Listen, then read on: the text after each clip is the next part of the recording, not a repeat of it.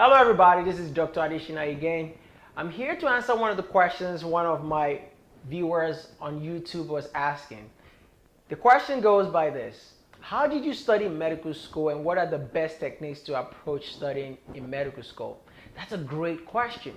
Well, the first thing I want you to remember as you're going into medical school is that it's a totally different mindset. It's a totally different way of studying.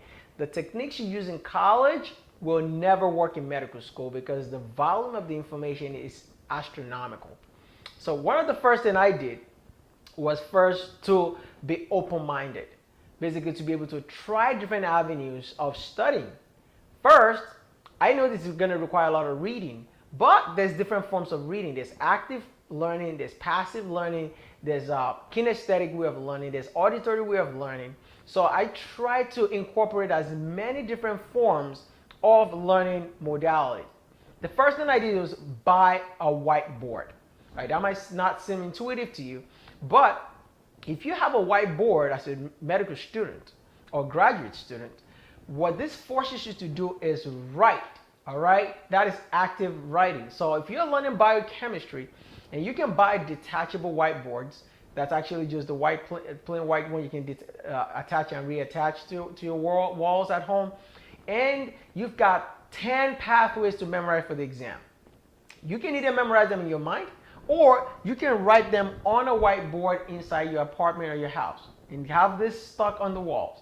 Now, over a course of time, as you wake up every day, you will look at that board and you will realize that your brain just automatically starts to pick up on the pathway and reinforces the concept. Because at the end of the day, it's all about repetition, right? The more you see it, the more you remember it. So you have to remember the glycolysis pathway, right? You drew your glycolysis pathway, the Krebs cycle, on a whiteboard, put it on the wall at home, and every time you wake up in the morning, you see it, you're like, oh, that's isotretinoin dehydrogenase. Now I know where that is. All right, there's alpha-ketoglutarate. You will be able to see it over and over. So that really helped me tremendously. All right, I had this whiteboard. I also had a bunch of other smaller versions of detachable whiteboards. And anything I cannot remember, I just write it on the whiteboard so that even if I went to bed, I woke up the next day, I'm like, oh, yeah, I remember that concept right now.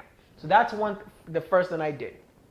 The second thing I did was try to figure out what is the best time for me to read, right? Some people can learn during the day. They are early risers. They'll go to the library and they will study either from 8 o'clock to about 4 in the afternoon. And after that, they just kind of like go down.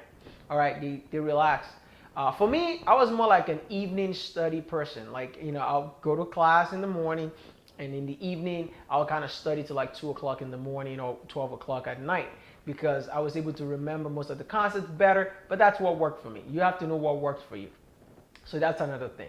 Also, I bought a lot of highlighters. So in medical school, the content is just a lot.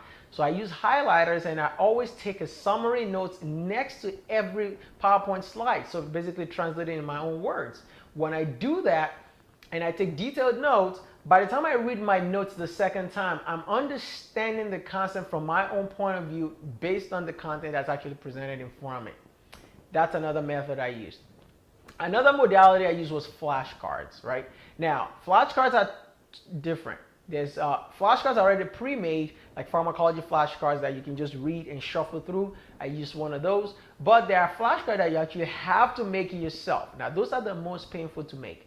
I have to tell you, because let's say you're studying microbiology and you have to write each bug and what it causes and the infections that's under it.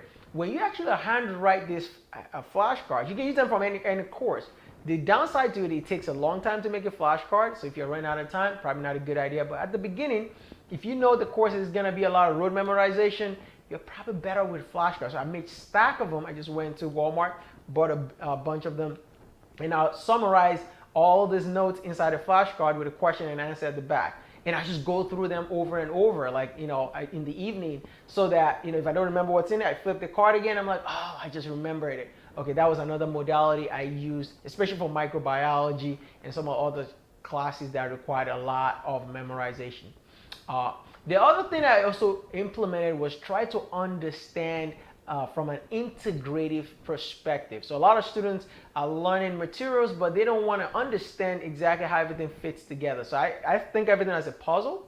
So I looked at it like, okay, if I'm learning anatomy and the professor is talking about subdural hematoma, that's the clinical pathology that's associated with subdural hematoma, with somebody that got hit in the side of the head from a middle meningeal artery rupture, right? So I try to look at it globally, like, oh, so this is why am I learning this? All right, that's another key important thing. Everything you're learning has a why behind it. Ask the question, why this, why that? What is the mechanism of action? What is the pathophysiology?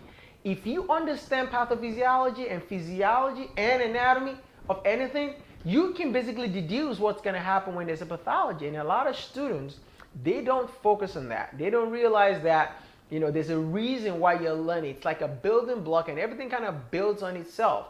So you don't want to get to the end of it and you wonder like, oh my goodness, I wish I just understand how the heart really functions. Because now they're talking about cardiac arrhythmias, and you cannot even relate to where the Purkinje fibers is inside the cardiac system. So very, very important. Everything kind of builds on its own. That's another modality that I used, and that worked very, very efficiently. Another modality that I used was study groups. Now, I have to warn you about study groups. There are pros and cons to study groups. Study groups can be great. If you guys come together and make a decision, we are going to go over, chapter 1 and 2 of, pathology. And you guys, make a timeline, and everybody make the discussion. You bring your notes, and you have already read before coming to the study groups. If you haven't read anything before coming to the study groups, and you just kind of expect people to just start blurting things out, you understand, it's not advantageous, right? Because you're just wasting your time. You're better off staying at home or in the library to read that material, and then come together with your friends and say, hey guys, let's talk about this topic. However, a lot of students, they come to study groups and they're not prepared, and this is the problem. So I use that modality, and that tend to help a lot. If I don't understand the concept, I'll call my friend up and also explain it. Don't be arrogant. If you don't understand any material, you need help. Go for tutorials early before it's too late, so that people that know the material can also teach you. Another thing that also is very important to know is that everything you're being taught is gonna somewhat end up on your board exam, either the USMLE or on the complex exam if you're in osteopathic school. So you want to be paying attention as you're going along, that how is this relevant? Can this be a high yield material on the board exam? And as you're going along, you probably want to have your first aid for the USMLE along with you, because I use that a lot. Right? Because I said, wait a minute, I have to take my boards in 2 years. I'm a first-year medical student, but there's great mnemonics in these books that help me just memorize these materials better. Okay?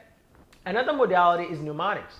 Mnemonics are great. You can make them up or Google them, right? Feel free to use them. If they don't work for you, don't waste your time. If they work for you, use them appropriately, and they will help you tremendously. So I use a lot of mnemonics.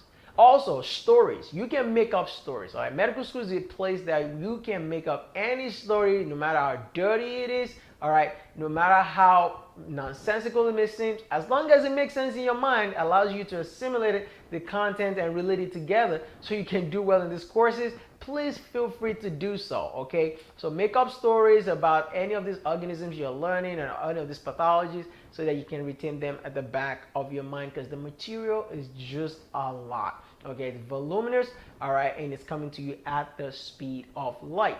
Okay, also, if you have old questions, all right, from your predecessors, your second-year class or your third-year class, they've been through the road already. Don't reinvent the wheel. Okay, your job is to ride the wheel to the top and break it. All right, so a lot of students like, oh, I'm just gonna try to be as smart as I can. No, not a great idea.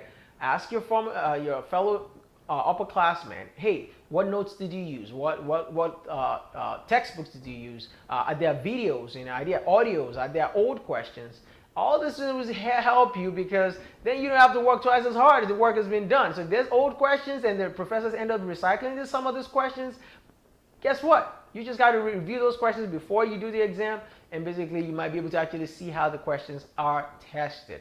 All right. The last but not the least is like anatomy.